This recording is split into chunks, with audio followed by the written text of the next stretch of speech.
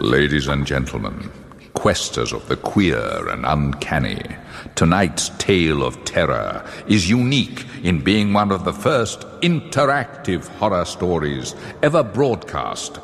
To appreciate it fully, we therefore request you find a blank cassette and record this program. Well, go on then. Run off and get one. And whilst they're doing that, my assistants, Anthrax and Snuff, will treat those of you still listening on crystal sets to yet another in their series of strange speciality acts. Ladies and gentlemen, we proudly present Sawing Snuff in Half. Hang on a minute. You're doing this all wrong.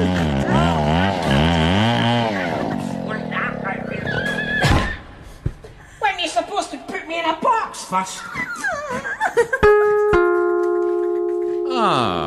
Back with the cassette, are we? Good. I don't feel very well, Dr. Caligari. Place it in the machine and press the record button then. Can I go home, please? And prepare yourself for another tale from the Cabaret of Dr. Caligari.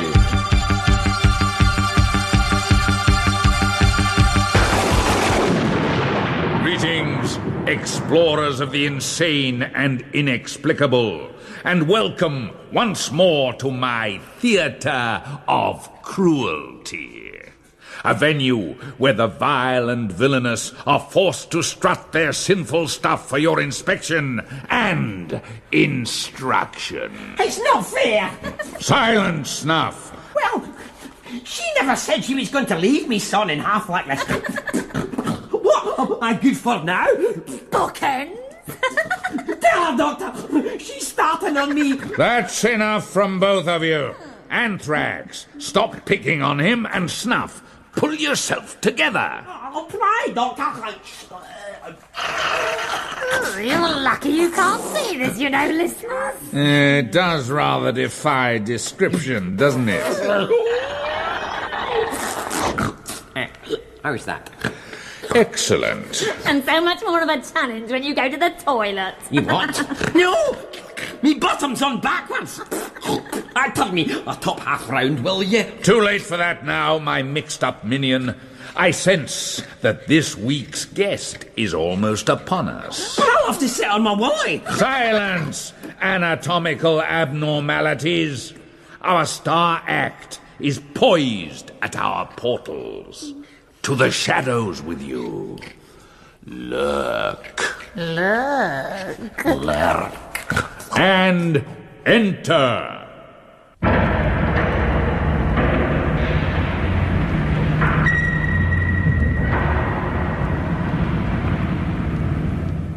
Hello? Hello? Anyone at home? That's funny. Could have sworn I heard music and a chainsaw. Mercifully not a combination often found on the variety stage. Oh, you nearly gave me a fright then. I do apologize. Don't. You nearly gave me a fright, but you didn't. Oh. I mean, don't you think the cape, the corpse complexion, makeup and the hunchbacked assistants are all a bit of a cliche these days? A cliche? What are you, Rocky Horror Show fans? Demons from the torture pit of Hades, actually. I don't think I've seen that one. Don't worry, you will. Right. You know, this building really is something special. You couldn't find a dump this decrepit if you built it yourself. It's exactly the kind of location I've been looking for. Location.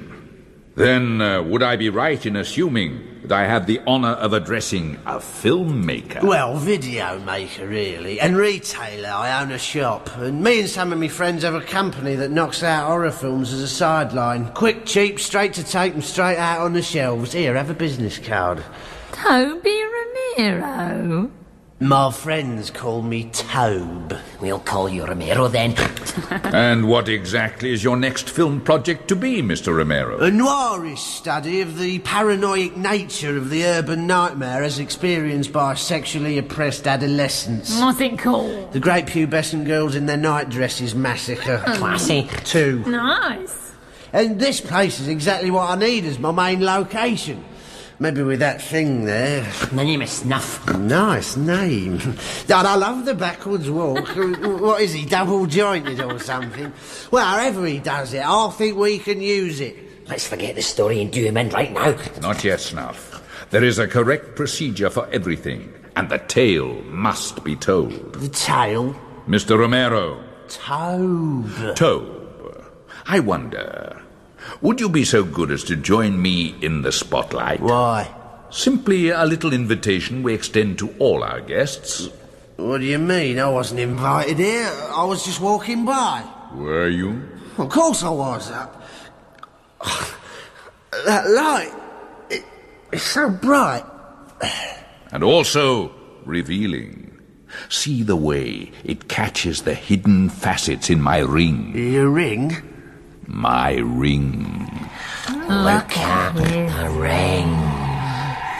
You know, sometimes I think it'd be a lot quicker just to beat the truth out of them. The ring. Are you sure you were just walking by? So bright. Were you walking or were you running? I was running. They were after me. All of them after me. And when you saw my door? I ran in and forgot. Tell us about it, Mr. Romero. Tell us all about it. Tell us all about it in a tale we entitle Teenage Psycho Chainsaw Bimbos.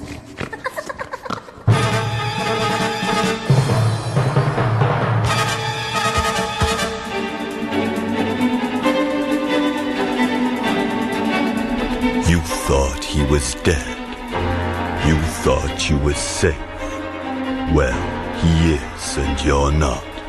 Demented Desmond, the demon dermatologist, returns in St. Michaelmas Thursday, Part 12. And this time, it's all terribly familiar. Hey, Roxanne, why'd you say we get a bunch of kids together and go up to the old haunted house by the cemetery to listen to rock and roll records and have sex? Sounds really awesome, Roxanne. I'll invite Chuck and Patty and Buck and Maddie, and we won't tell anyone we're going, so they don't come looking for us if we get into any kind of psychopath-related trouble.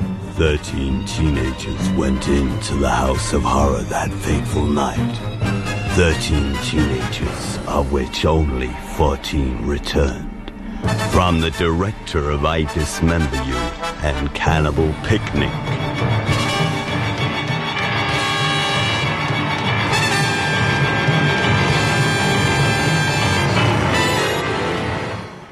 Well, what did you think, Carrie? Did it make you want to see more? Made me think I'd seen it all before. It's a sequel. It's exactly the same as the last one. But what about the atmosphere, the air of unease, the sense of lurking terror? It's like that round the back of Tesco's. We filmed it round the back of Tesco's. Look, can we stop watching videos and get on with the stock take, Mr. Romero? Ew. You only employ me till 8, and I want to be out of here before any of those creepy filmmaking friends of yours turn up. They are not creepy, Carrie. The stock take, Mr. Romero. That stock take, Carrie. Shelf 5, A Nightmare on Elm Street, parts 1 to 6. Check.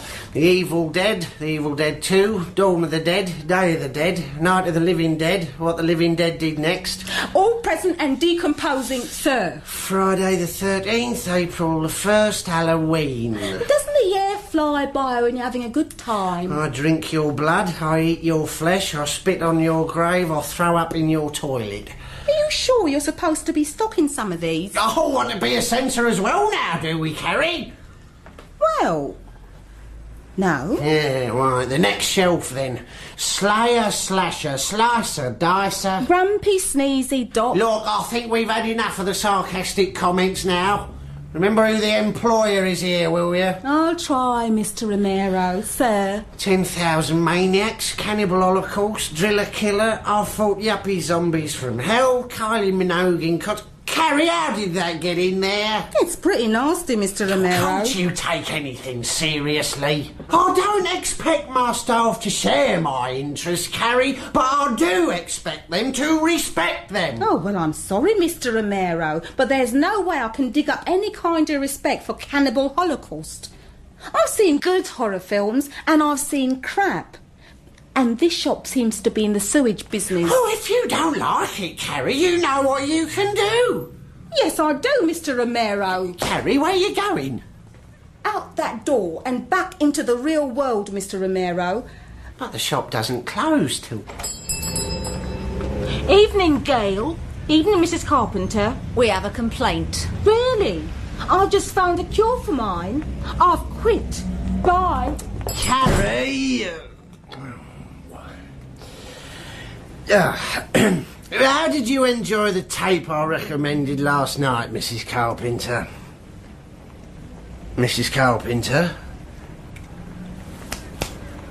Hello? She's been like that since the first disemboweling. The one with the rotary mower. Her mouth fell open, her false teeth fell out, and she hasn't said a word since. Yes, it's a classic. I gargle with your pancreas. You didn't tell her it was horror film. You said it was wildlife. You won't find life much wilder than that, Gail. She's in a state of shock now. What am I supposed to do? It's pension day tomorrow. Me and Brian rely on her cheque. Well, look, take this home and show it to her. Blood-sucking freaks. Yeah, that should shock her back out of it. And if it doesn't? Then I might be able to do a deal with some filmmakers I know. They're shooting a remake of Psycho. She'd be great as Norman Bates' mother.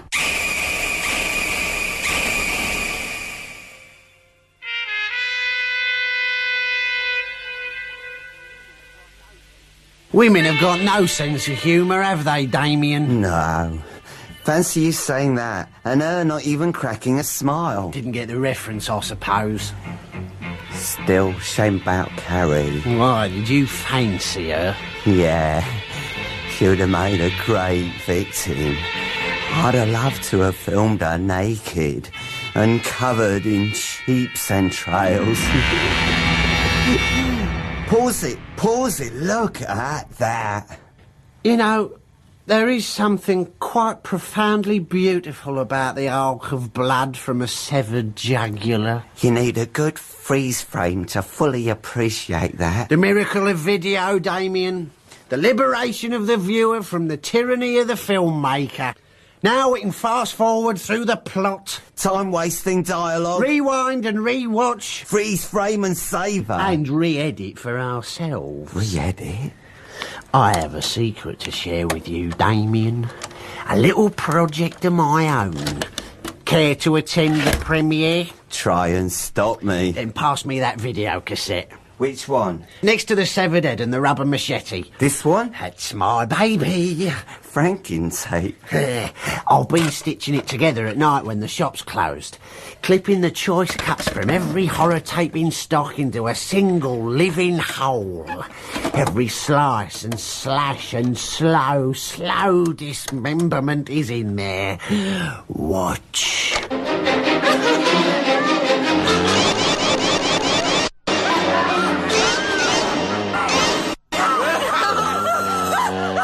But there's no story, no context, no characterisation, just endless slaying of scantily clad teenagers by homicidal maniacs with power tools.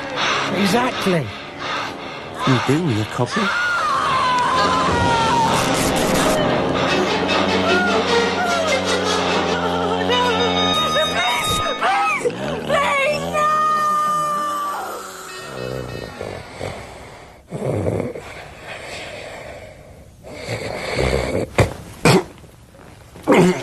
Hey, what?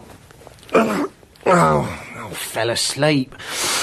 Watching the tape for the third time lulled me right off. Funny how soothing the sound of agonised screaming can be, eh, Damien? Damien? Yeah, he must have gone off home when I dropped off. Yeah, what's the time? Oh, no, it's gone 3. Way past all good gorehounds' bedtimes. Or just... What was that? Oh, that's what it was. Is that you, Damien? Stop playing silly buggers. If you're trying to frighten me, it just won't... Oh, you bastard, Damien. You must have left the front door open when you left. There's someone in the shop and I'm stuck in the back room. Where's that rubber machete? Now look, whoever's out there, I warn you, I'm armed and I'll know how to take care of myself. There's no one there. That's impossible. There's nowhere you could have gone to.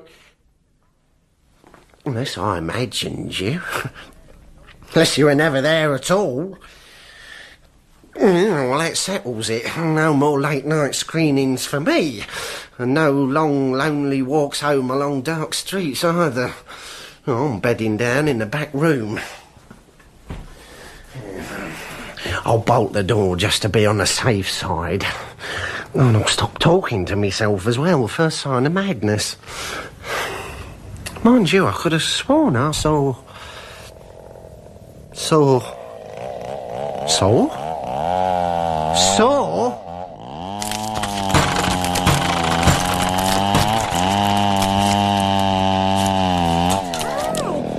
My name is Roxette, and this is my friend Roxanne. Hi. We're both from California, you know, and we've come all the way from the U.S. today to kill you in like some totally gross-out manner.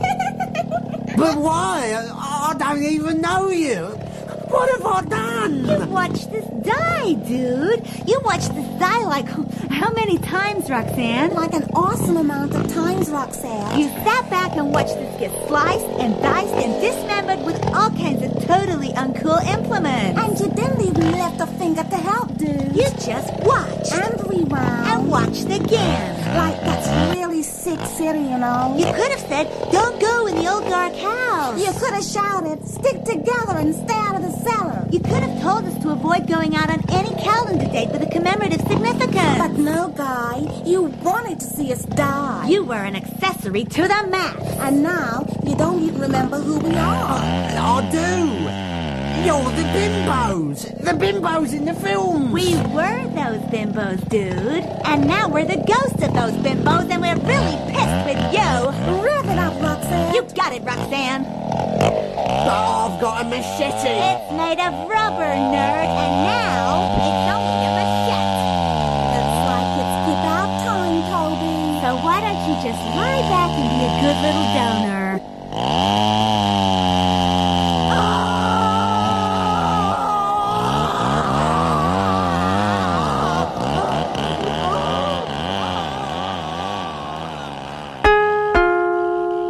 The next 5 seconds of the Cabaret of Dr. Caligari are potentially offensive and have been omitted to remind listeners that for good or evil, censorship is not a paranoid fantasy, but a part of everyday life. We now return you to the surprise ending. Oh, it was all a dream. I've still got all my faculties, and I'm back in the back room of the shop, and it's morning. Maybe Mary Whitehouse was right after all. That video was nasty. Perhaps I should see the error of my ways, turn over a new leaf, and in future only stock films that feature good, wholesome family viewing. Mind you, I'd make a fortune if I could tape and sell a nightmare like that. And where's me pen? I better write it down before I forget. What was that? That's what I thought it was. I don't believe it. There is someone in the shop. Who's there?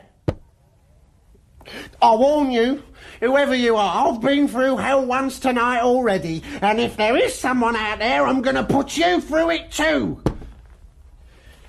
Oh, if I get hold of you, Oh, you daft sod. It's the Post. It's copies of Dodgy Video Dealer Monthly coming through the letterbox. Good morning, Postie. You had me going for a minute there. Sorry, Mr. Romero. The bundle broke open, so I was just sticking these magazines through your letterbox one by one. Oh, yeah. But now that you've opened the door, I can stick them through your heart. Hey! Get off me, Posty! What do you think you're doing? Special delivery, Mr. Romero. I'm sending you to hell. Just when you thought you had woken up. Where's that voice coming from? Nightmare 2. This time it's for real. Get off me! Go on, get out! You're the man's a maniac! I'm calling the police! You hear that? I'm calling the police! Christ, he's got into the shop! Mr. Romero! Mr. Romero, you in? Gail! Mrs. Carpenter! Oh, thank God it's you. Has the postman gone? How did you get in? Mother wanted to return your tapes first thing this morning. She found them very stimulating. Mrs. Carpenter? Put your Zimmer frame back on the floor, you'll fall over. No, she won't. But I think you will. Who fitted those flick knives into your Zimmer frame, Mrs. Carpenter? They're not national health issue.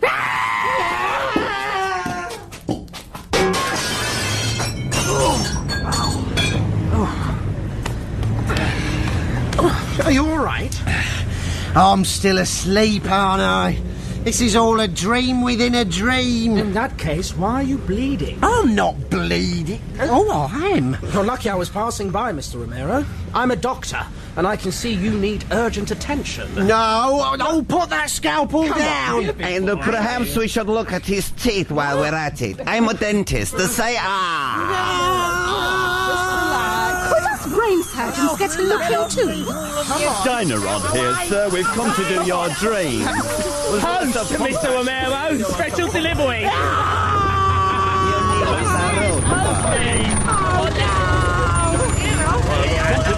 Hey, you remember me, Posty? Taxi, Mr. Romero!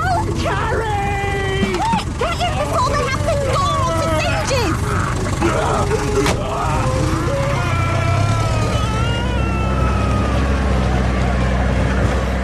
Carrie, thank God you came by. I'm stuck in this nightmare and I can't wake up. But I thought you'd like your city. My city?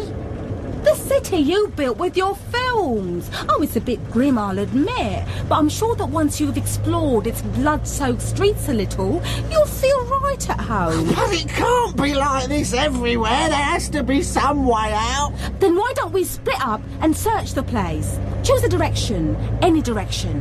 They all lead to a nasty end. But sometime this all has to stop. Nightmares always end. Films have to finish. Until the sequel.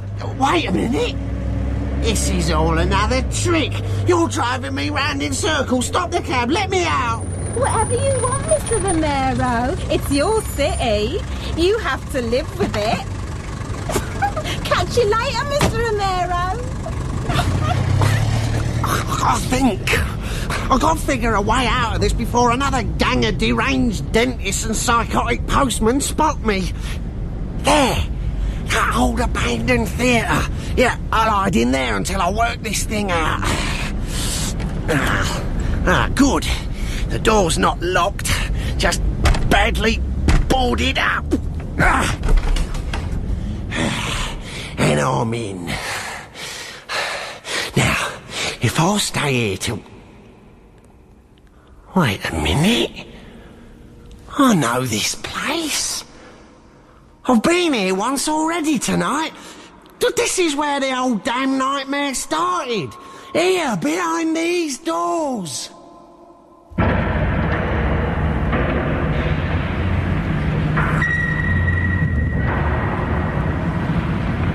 Welcome back to the Cabaret of Dr. Caligari, Mr. Romero. I thought your act was dead good. And now we'd like an encore. Once more with feeling. You can't make me go through that again. Wanna bet? Wait a minute. The last time I came in here, I didn't remember what had happened outside. This time, I do remember. And you won't trick me into going back again. I've broken the circle. I've beaten you. You may recall a speech you made earlier in praise of the power of the video cassette recorder, Mr. Romero.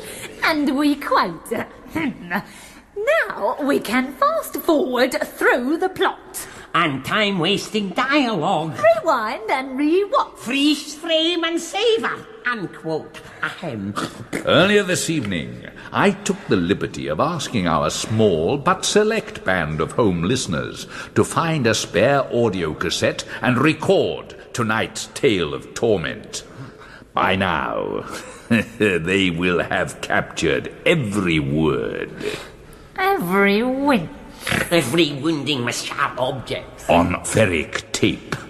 Now ye are the masters of your fate.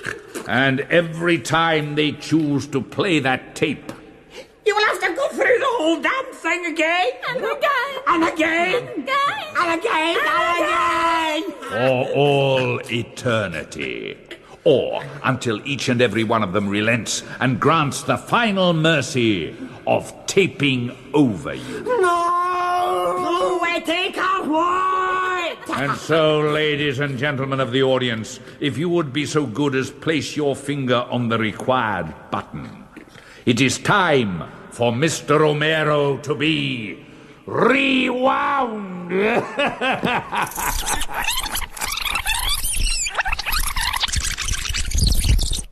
And now, you may play. Looks like it's about time, Polly. So why don't you just lie back and be a good little donor?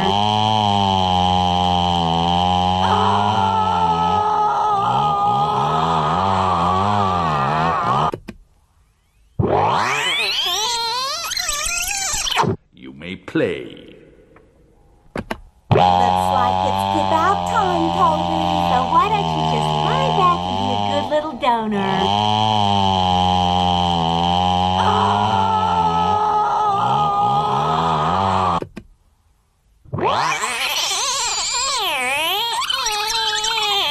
You may play. Looks like it's about time, Polly. So why don't you just lie back and be a good little... That's the trouble with radio these days. Nothing but repeats. You have been listening to the Cabaret of Dr. Caligari, another experiment in audience endurance by Alan Gilbey. It featured John Woodvine as Dr. Caligari, Victoria Wicks as Anthrax, Sylvester McCoy as Snuff. In Teenage Psycho Chainsaw Bimbos, you heard Stephen Tompkinson as Tobe Romero, Cassie McFarlane as Carrie, Jane Wittenshaw as Gail, Clarence Smith as the postman, and me, Andrew Bailey, as Damien. Other parts, bimbos and assorted psychopaths, were played by the cast.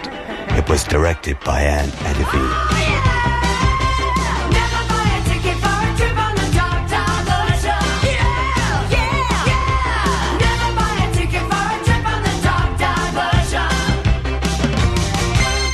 Turn on next week for another portion of Poetic Justice, when Lord Denning is forced to walk home late at night, still dressed in his wig and gown, in a tale we entitled Asking for It.